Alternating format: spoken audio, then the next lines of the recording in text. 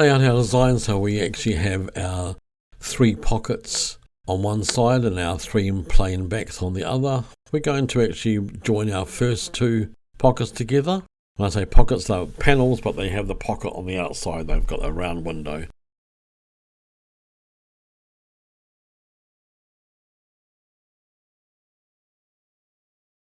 Let's just stitch just on our seam. So we're looking at a generous 1/2 inch seam.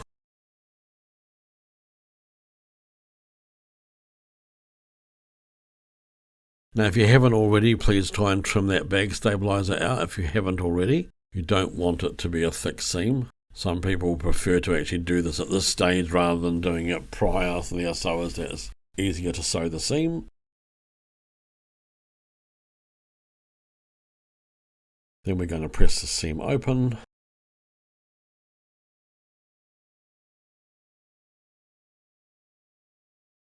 And then we have the 3 of them joined the same way. Okay, so that's one side of the bag. Other side of the bag is by joining the 3 quilted panels together. If you wanted to make 6 toys and do 6 windows, then do.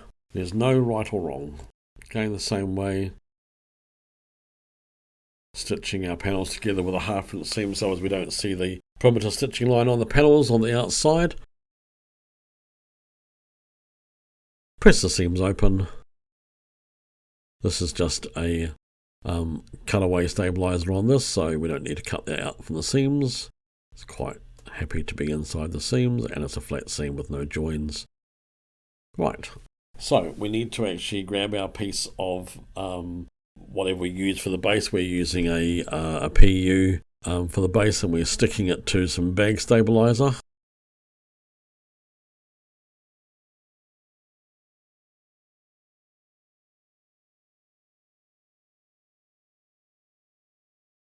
And we're going to join the lower seam of our joined pockets or panels together. We're going to join the lower seam to one of the edges of our base panel and stitch just inside the perimeter stitching line, making sure those seam allowances stay open to reduce bulk.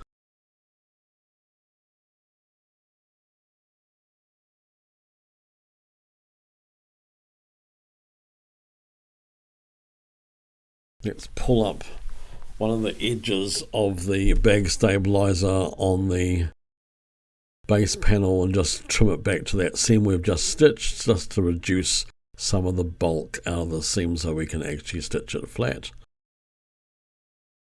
Okay, and so you might want to pull some of the bulk out of the bottom of the bottom panel as well. That may have already been trimmed, depending on whether you did it earlier on. But if you can remove some of the bulk out of that, that will be good, because it means that that seam will sit a little bit more nicely under the machine, and the machine won't labour quite so much. Let's just lightly press that so as all the seams are going towards the base panel. Then we're going to just lightly press it from the top. We're using a applique mat so as we don't mark the PU faux leather. And then we're going to go to the machine and we're going to edge stitch that seam so as it sits in one direction. The seam is sitting towards the base panel, and we just, for this one, we've just been sewing foot width with our needle swung to the left hand side of the foot. We're using a Teflon foot on that pleather.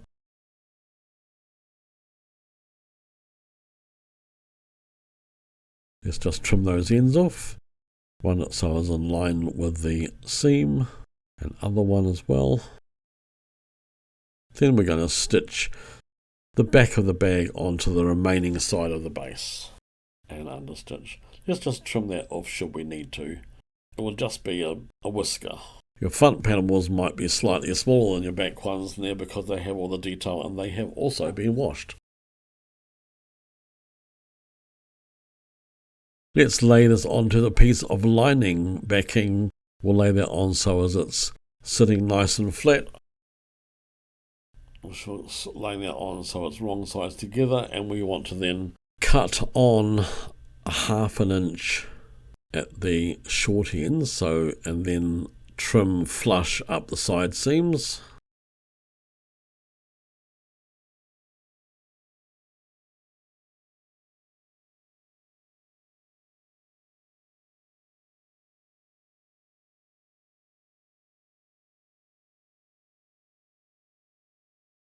And at the top and bottom, we want to add on an extra 1/2 inch of lining fabric. So we're going to add on 1/2 inch here, just so as that we're providing a seam for when we actually stitch the lining together. Let's separate these pieces, fold our lining in half so as it's right sides together, and press a firm crease along the folded edge.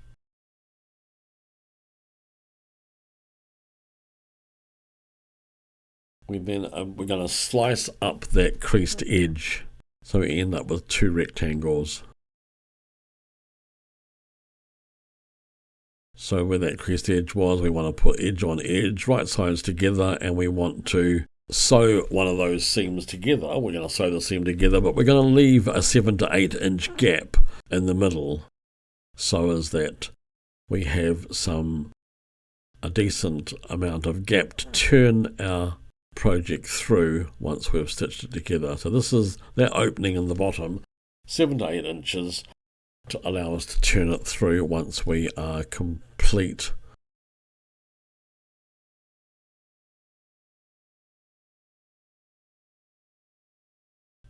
Once we've attached the lining to the outside shell. Now we want to just box our corners, so open those seams up. So side seam, base seam, open those up. They should be sitting on top of each other. Let's just put some clips on the end and at the sides to form our square. And then we want to mark our box corner, and our box corner will be about 3.5 inches.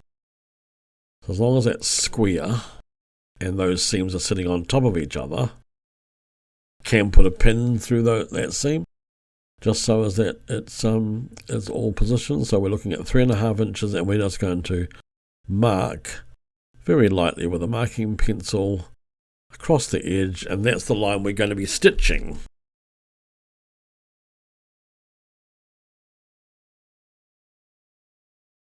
Let's do the other one.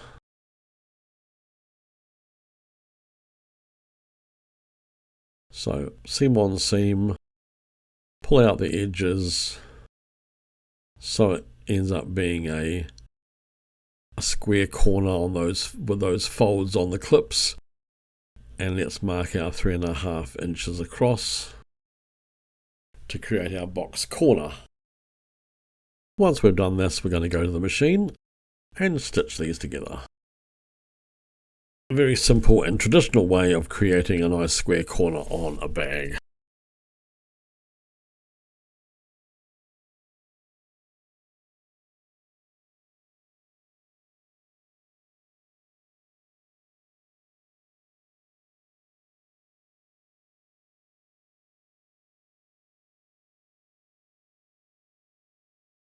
Once we've completed and happy with those, let's trim back to a shy 3/8 of an inch or 1 centimetre.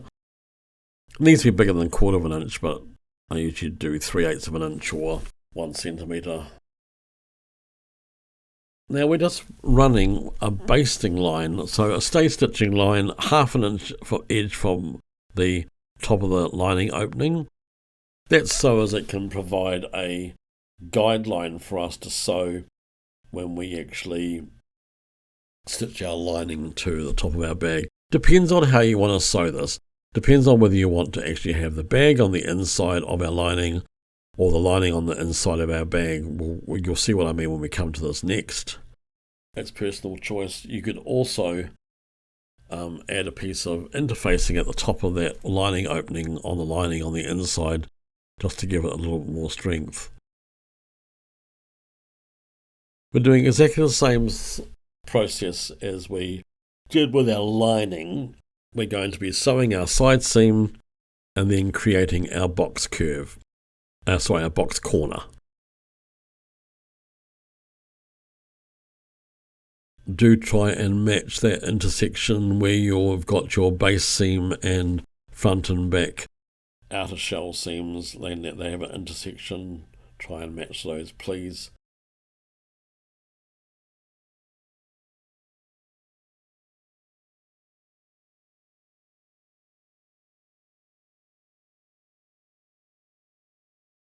So just on the inside of that stitching line, so all the way through. Now we're sewing from the curve up. You could have just flipped the work over, and so from the top down to keep that seam similar.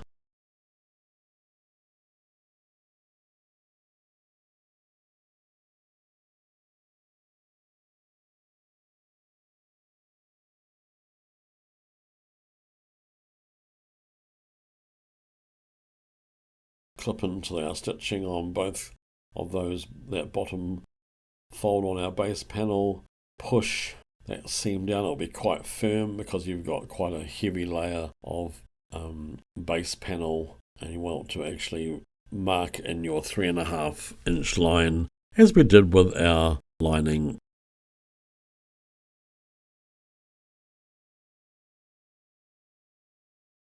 So it should be evenly, it should be 1 3/4 each side of that centre line, and you should be able to see that that line runs parallel with that seam which attaches the base panel to the joined pocket panels, runs parallel.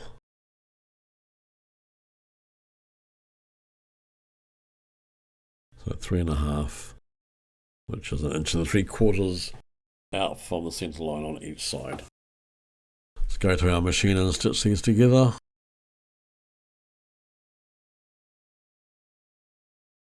It's easier to actually run back to the edge with PU than it is to actually trying to run onto it. So we have our machine, so we reverse out to our edge and then stitch forward. Just easier on the machine. There's no balking or labouring of the machine to try and get over the first hump. Again, let's cut that seam back to 3/8 of an inch or a centimetre.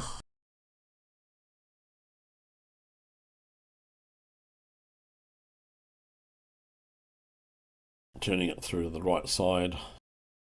Check those box corners. Lovely and bright and cherry project.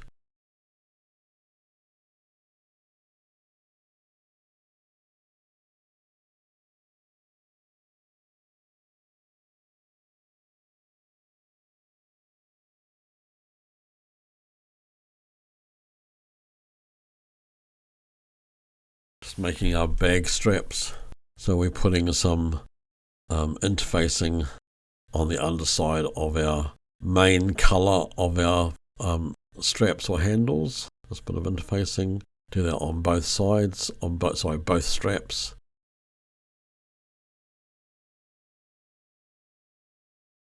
So the purple is our main fabric and the white is our contrast fabric, because we're going to make a contrast handle, or a handle with a contrast stripe. Again, interfacing.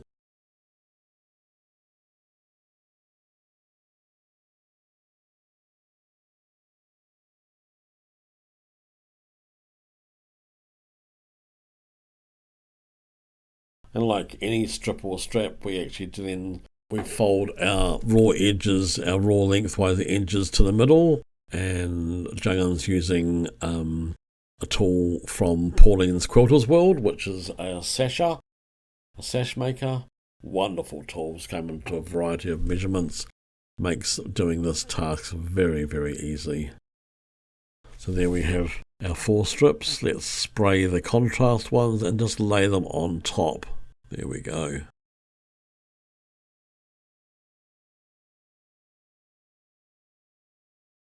So spraying saves us having to use pins or having to use quilt clips, keeps it in position and makes it easy to sew. So our raw seams to raw seams, so the fold where the fabrics fold on the underside of the straps, so they sit on top of each other, so we've got finished side on each side.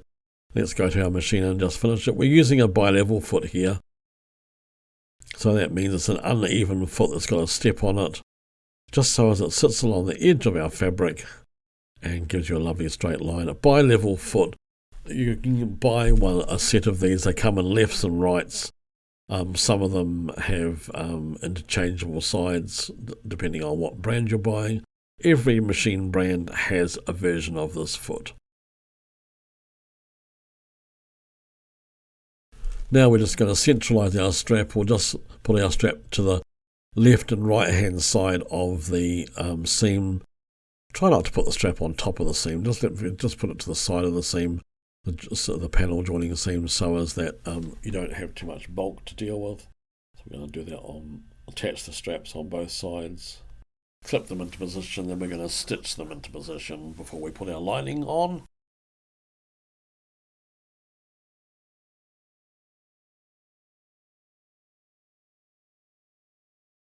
Check for twists and check that you've got the right side out.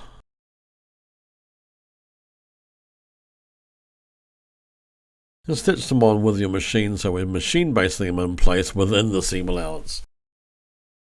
Go as close to the seam allowance as you can, more so than actually just right in the middle, because that will help you when you come to add your lining. Right, handles attached. Let's slip our bag inside the lining. The lining is inside out. So we'll end up right sides together, make sure those handles sit down there, and we're going to pin and place our lining around the top edge. Do the ends first, clip the ends together, seam on seam.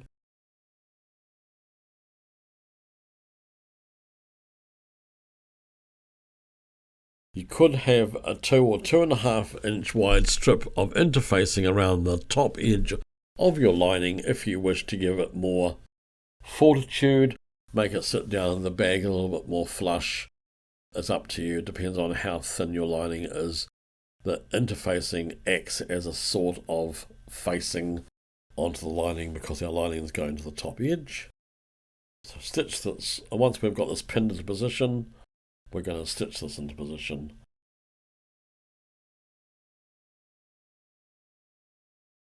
Using our stage stitching line we put in previously as our guideline.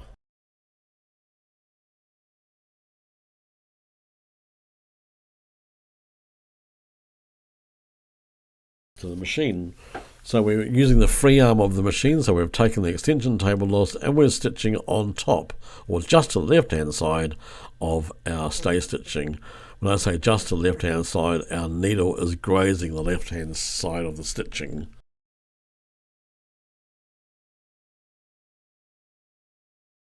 Make sure the seams stay open on the underside of those panel seams. We don't want to have closed seams, they need to stay open.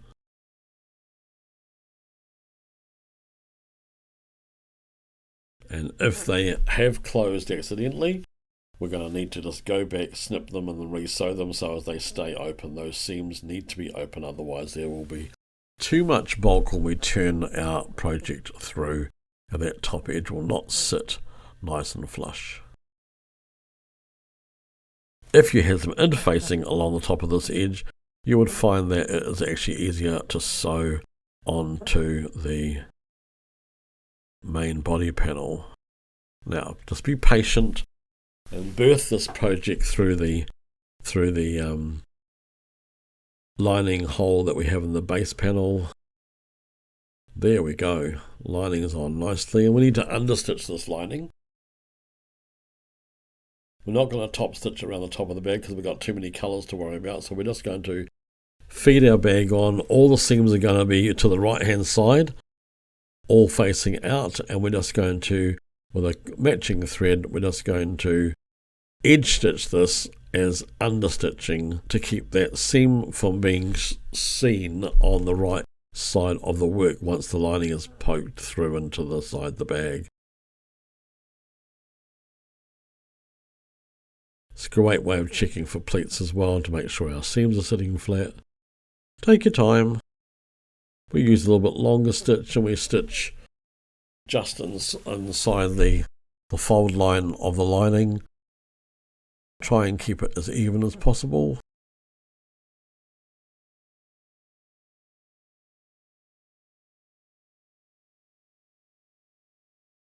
Almost coming to the end again.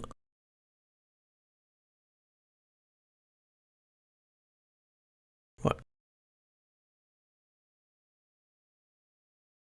So you can see that lining is attached. Just poke it through to the wrong side so as the lining is sticking out. What we're going to do is we're going to actually put a piece of webbing, so it's an iron-on webbing up on that top lining seam, so when we press it, it sticks the lining seam together. So it will stop it from showing on the outside of the bag. So push our bag in so nice and firmly. See our webbing there? So it's resin webbing, so it's glue tape, glue webbing. We're just going to do one piece at a time, and we're going to push it up into the bag, and we're just going to place it inside that seam up the top there, so as it's lining on lining, that top seam. We're going to place it so it sits up there. That's what we're going to be sitting on the inside.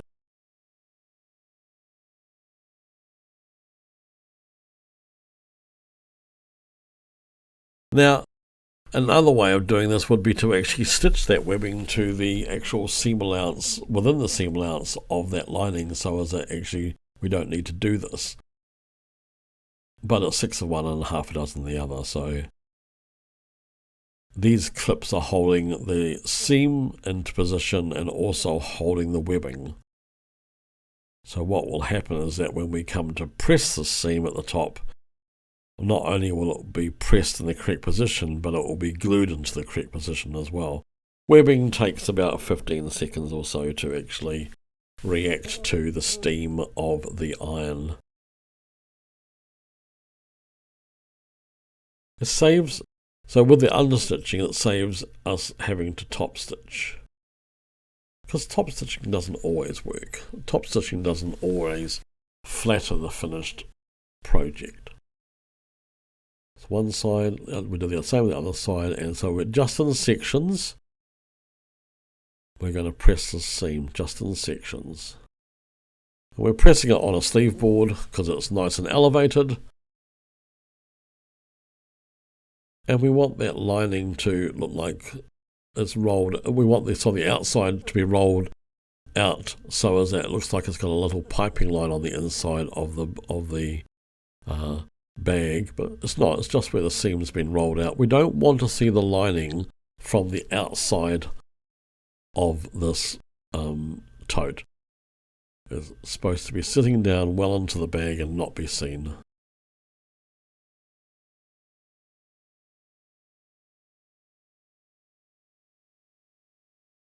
So once that's in position, I would go around that again once it's flat.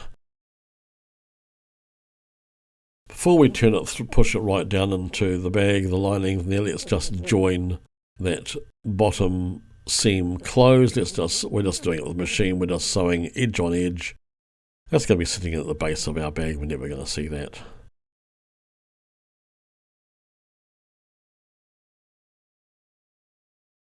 And then we'll push our box corners into our box corners, and then we have one fabulous Easter pocket bag finished.